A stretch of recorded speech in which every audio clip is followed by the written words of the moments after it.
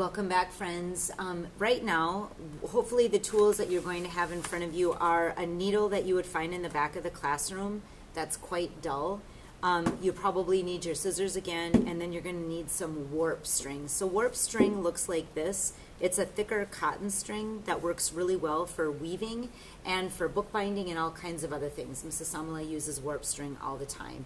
You can choose white or black if you wish to, or I think I even have a green in the back of the classroom, but I don't want this whole thing to get unraveled. So just be careful as you're working with it, okay?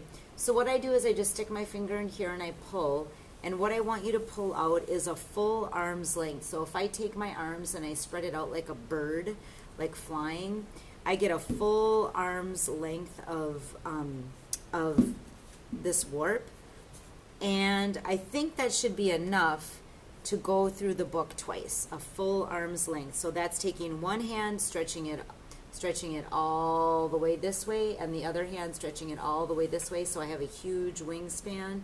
And go ahead and cut it even a little bit longer if you need. I would much rather have you have more string than have less string. I'm going to try this with my skinny needle to begin with, and we'll see how it goes. So I have my book folded, and I think the best thing to do, I've learned this through the years, is to mark how many punches or holes you want to put in it, starting on your top page that you're actually punching through. So I'm going to go through this and mark out about every inch, so something that looks even. It's going to bind your book in a little bit neater fashion. It's going to look like an on purpose rather than a mistake if these are marked evenly spaced from each other. So I've got them all evenly spaced. Now what I'm going to have you do is just poke through the bag. Oh, and this one's really close to the edge, so I decided not to do that. I'm just going to poke this one instead. Poke, poke. It's actually kind of satisfying. These needles aren't sharp, but I don't want you to go through them, and poke your finger. So I have my hand underneath the paper like this as I'm poking through. I don't have my hand like that. I'm being careful as not to have my hand be very close. Go ahead and poke through. That feels good. Now, I'm going to grab my second sheet because I have 4 sheets here. I'm going to grab my second sheet and line it up on the top and line it up on the bottom. Oh, and my second sheet is a little bit shorter, so I better adjust this and have it be exactly the way I want to, match it up very, very well. You could even, if you wanted to, I'm going to sneak over here and grab some blue tape. Hold on.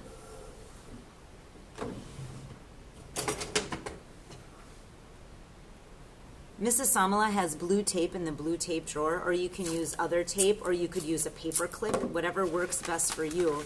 I'm going to actually connect these together because I don't want them to shift and move on me. That would be very annoying because I want it to match up really well. Blue tape is kind of a painter's tape, so when you put it down on something, it actually easily comes off. So I'm just going to do one of these things. Cool. Now what I'm going to do is poke through. Poke through the same hole that I just did. Poke, poke, poke, poke. Make sure your hand stays away from there. My poke just went through and kind of poked my finger a little bit. It didn't hurt, but I want to be careful. I'm poke through again. Fantastic. Now I'm going to grab my third sheet, and I'll bet you'll guess, do the same thing. This time, because I'm doing a demonstration, I'm actually just going to rush through this, and I'll keep on poking. What happens though usually when you poke is the paper shifts underneath, so I'll let you know that I wouldn't recommend that. I don't want it to shift underneath, but for a demonstration doing this quickly, hopefully you'll be able to line it up well and have it not shift underneath you. Personally, I would have taped it, usually. I'm going to poke through here and here and here, and keep on going until it's all poked through. And then hopefully in a moment you'll be able to find these holes a little bit better. Excellent. Now, I really don't want to move my last poke, so I'm going to just poke it here, and I don't want to move that one. So I'm going to leave my needle in there, actually. Check this out. I'm going to get this warp string. You could do this with your mouth if you wanted to by wetting the string, but a lot of us have face masks on in class, so let me show you a little trick that a little sewer told me a long time ago. I can go like this, and I put a piece of tape on the end of there, right? Okay. Now I'm going to cut the tape really skinny without cutting the warp. And through the eye of the needle, I can just move that tape super easily. That's a smart way to go ahead and warp something. And then you can just cut off that extra tape. No one knows. That's an awesome trick. I love it. So I'm going to grab this right here, and I'm going to I am just going to leave it, I think, open actually this time. Yep. So what I have right now is a tail like this. So if you look, I'll have a short string and a long string. While I'm working, I want to hold on to the short string and the long string together, and I'll show you what happens. So I poke through, because I've already done that, right? Pull, pull, pull, pull, pull, pull, pull. Once I get to the end here, I'm going to actually tie these into a knot. And now I'm bound. That's awesome. Go like this. Tie it into a knot. And I've started to bind the book, and for sure, knowing me, things come undone. I'm going to tie that knot one more time. So I've tied that 3 times. I've got that knot. Sweet. There I go. Now, what I'm going to do is start lining up those little pokes that I made. So I'll probably go from page to page, hole, hole, hole. And the more pokes that I make through here, the more that I get them lined up. What's going to end up happening is the more aligned my book will be, and I won't have to do that anymore. So I pull it through, pull it through. Yep. Now look at this. Remember, I have a short string and a long string, and I'm holding on to both of them. That's how it works. Now I've got to get to the back side of this. And I'm going to poke through. I can poke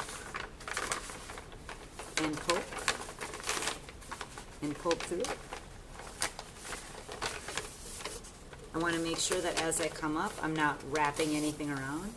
Fun. There we go. I'll do it again, and my book is getting more and more aligned, so I don't have to worry about that anymore. So I'm going to go down, pull it through.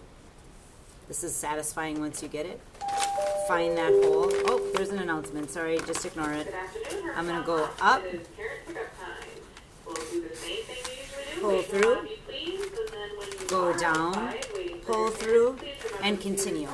Watch the next video so I can show you what's going to happen at the end. Well, actually, I'll keep on going. I guess we're still at 8 minutes. I'd like to make a video shorter, but there's going to be a key thing that comes up there. Oh, I just made an extra hole. Does it matter? No, it doesn't. This is a running stitch. I'm going up and down, not around my sketchbook, but up and down. This is my last poke before I do something kind of magical. Now what I'm going to do is go back down through the holes that I just did. And that's such the cool part. Let me get those scissors out of the way. So watch what happens.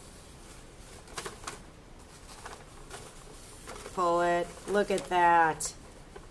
Now I have this super strong stitch going back and forth between the other stitches, and Mrs. Samuel, like I said, is flying as fast as she can because this is a demonstration, right? So I'm just trying to go as fast as I can.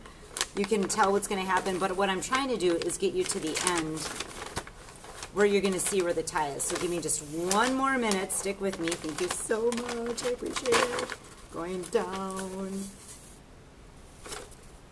going up. I can actually peek on the back. And then go up through that hole. Oh, I chose the wrong hole, but that'll be okay. Oh, I know, I bet I can't do that. So that's what happens when you make a mistake. You go walk it back out. Yeah, that was a happy accident. Here I go. Go through this one.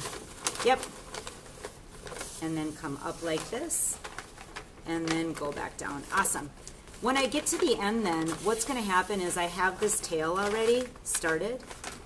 Hopefully I left my tail long enough, otherwise that would not be a happy accident, but then we just have to improvise. Boom. So I've got this tail left over from the last time that I tied. Awesome.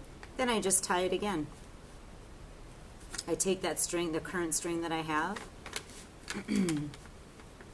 There we go. I'm going to tie it up into, for sure, at least 2 knots. 1, and then I'll do it twice. for sure 3 times is a better way to go, but I'm going to stop there for the demonstration. Give her a good clip. I would never tie that knot too short, for sure, because it can work its way out. And now what I have is the beginning of the book. And you can watch the next video for a little bit of decoration. Oh, remember those handles that I mentioned? That's kind of cool. I can hold on to it like a purse if I wanted to, or like a portfolio, I should say, not a purse. And I can take off these pieces of tape as well. Thanks for watching, friends. Stick with it. You're going to get it. You have to fight with the paper a little bit, but guess what? That's kind of life. Sometimes you start something and you realize, wow, I think I have to wrestle with this in order for it to really work. And that's a good thing about perseverance to learn through. I love sewing in paper. It looks awesome. Thanks, friends. We'll talk to you later. Okay, bye.